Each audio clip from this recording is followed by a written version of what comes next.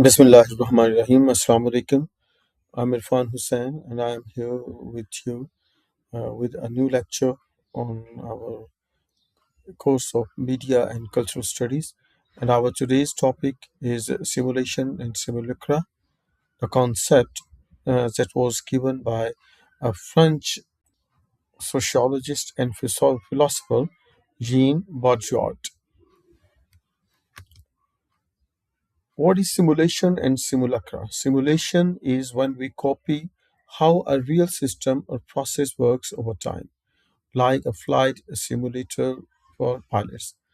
Simply, it is a kind of mock reality, a simulation, virtual picturization, or video making, or a mock exercise of something that trains for the real thing. Just for example, a few days back, a mock exercise was conducted in our college to defend or counter the terrorist attacks. That was a mock exercise, and in the same way, there may be uh, given training in the mock exercises against fire outburst or anything like that. So these mock trainings and simulations are used to train the people for the real one, or to show the people the what could be the reality, what and how it is used. That will be discussed in the process of this lecture. Simulacra are representations or copies of things that either don't exist anymore or never really existed. So that is one step ahead. Simulation is a copy of the thing that does exist, and it is being shown through some mock thing. But simulacra is sometimes that far away from the original thing that it itself takes its place and replaces the original element. That is the difference between simulation and simulacra that will be further explained in the coming slides.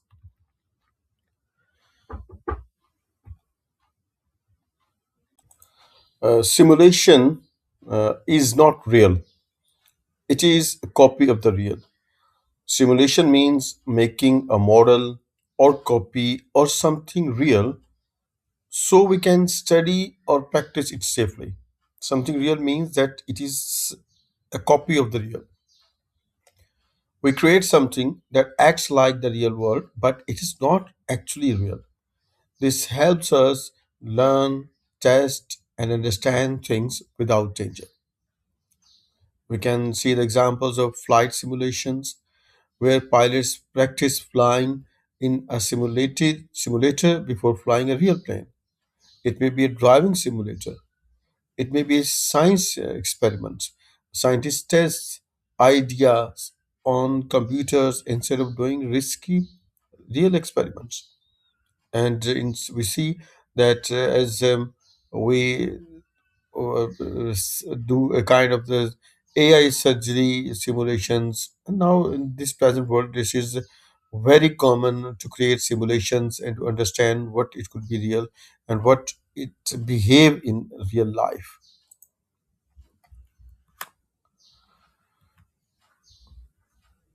The concept of simulacra. Simulacra are representation or imitation of objects or experiences that have become detached from their original reference. You see, it is also a copy, but it becomes that much important that it is detached from the reality, detached from the original copy, and the copy and the imitation becomes more important. We will understand it through the example of map that was given by Baudrillard.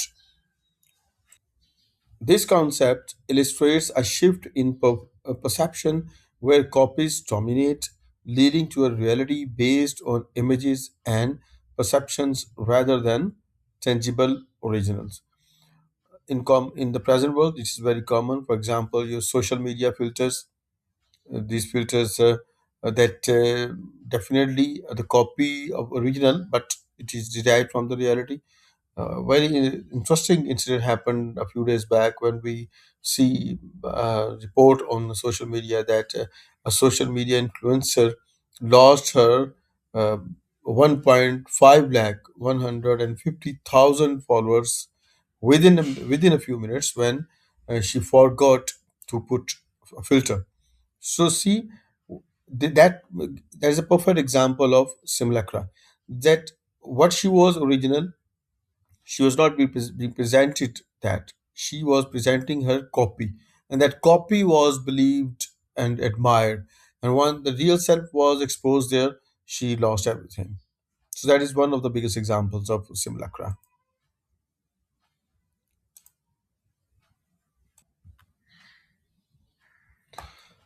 Now we are going to understand a little history of that concept in ancient times. Let us start from the ancient times. This is my habit to start with the history, start with a kind of timeline. Whatever I teach, I always do it. That is a kind of habit, may be liked or disliked.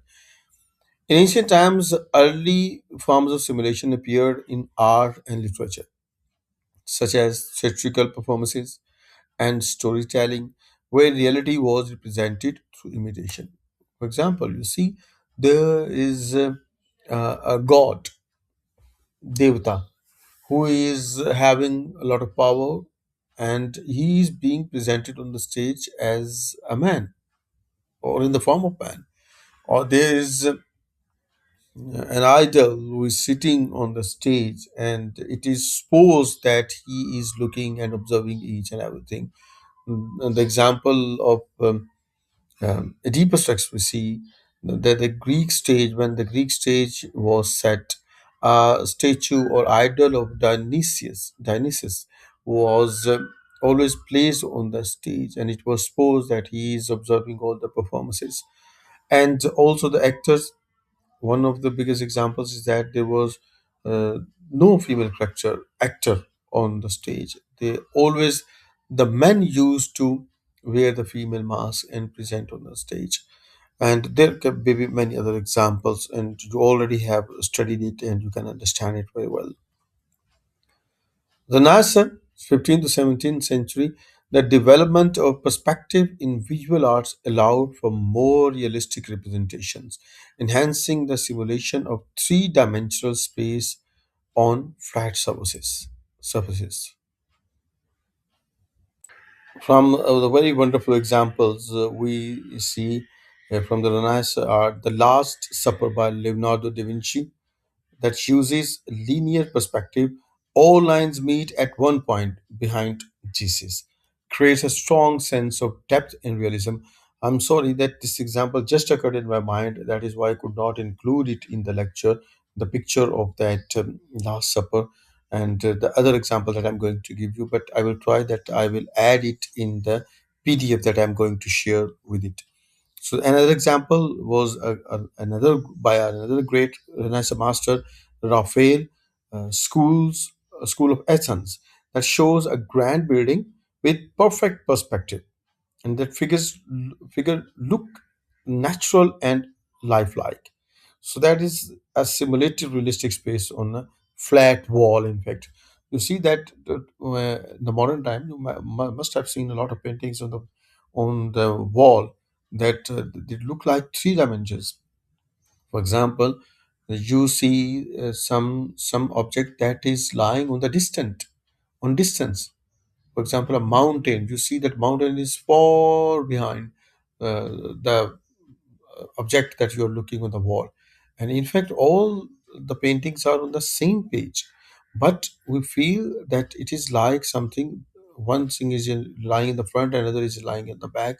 So that was also a kind of simulacra that that imitated the real thing, but made it itself. Simulation and simulacra, that can be example of both. In the 19th century, the advent of photography introduced a new method of simulation, capturing reality in a way that was previously unattainable, influencing art and media. We can understand that the invention of photography, how it could revolutionize the concept and the practices of simulation and simulacra. 20th century, the rise of film and digital media transformed simulation into a complex medium where reality can be altered and redefined. leading to the creation of virtual environment. That is easy to understand. In the movies, in the dramas, we see a lot of graphical elements. We see lot of simulations, lot of simulacra. That is the element that we need not to explain it well here. 21st century, that went far ahead. Modern digital simulations, including virtual and augmented reality, have further blurred the line between reality and representation. That is a punchline. That it blurred the line between reality and representation. In past, the simulacra was not that much perfect that it could blur the line of reality. But now, what we see on the social media, that it is always a matter of confusion for, especially when we came into the period of artificial intelligence in AI, that it is always hard to distinguish whether the video, the picture, or even the speech of Trump, even the speech of Shehbaz Sharif, or even uh, in the conference that is being held and being shown is real or AI generated. So that is a perfect example of simulacra and definitely of simulation, because that blurred the line between reality and simulation. Now we are coming to a philosophical perspective of simulacra, and that the big name that is the part of our course, Baudrillard, Jean Baudrillard, Jean, because he was a French philosopher, and because it's a French word, that is why we will pronounce it as Jean, not Jean. Jean Baudrillard's theory of simulacra, reality versus hyperreality, and crisis of authenticity, and impact on culture and identity. In Jean Baudrillard's discussion of simulation and simulacra, he famously uses Borges' fable of the map as an example. What is that? The fable comes from George Louis Borges, an Argentine writer. We're not going into detail. What is the story? The cartographers of an empire draw a map so detailed it exactly matches the territory. That map was that much detailed that each hill, each river, each bazaar, each street was very vividly explained on the map. What happened over the time? The empire declines, the map frays and falls into ruins. What was that in fact?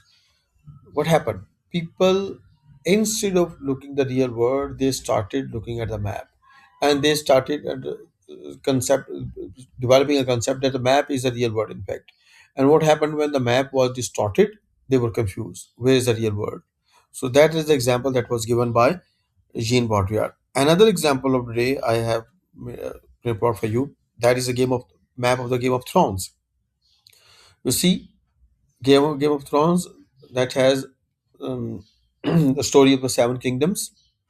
In these kingdoms, North, Westeros, Norvos, and I don't remember the all names, and White Walkers here on the top, and that Dothraki. These um, areas, these regions never existed, and they never exist anywhere. But the writer, the movie maker, they presented it in a way that it looks like real. It looked like a real world. So that is the perfect example of simulacra as an example that was used by Jean Baudrillard. And Baudrillard's hyperreality. Now we need to understand what is hyperreality. Jean Baudrillard, let me zoom it for you. Jean Baudrillard's theories focus on hyperreality of simulacra. What is hyperreality? Where representations become more real than reality itself. We have already explained it. He argues that in the contemporary society, symbols and signs have replaced the original reality, leading to a world where the distinction between reality and representation is blurred. We have already discussed it in previous slides. And then another big name, not included in your course, but you must know him. That is Eco and Barthes. When you are going to study literary theory, you the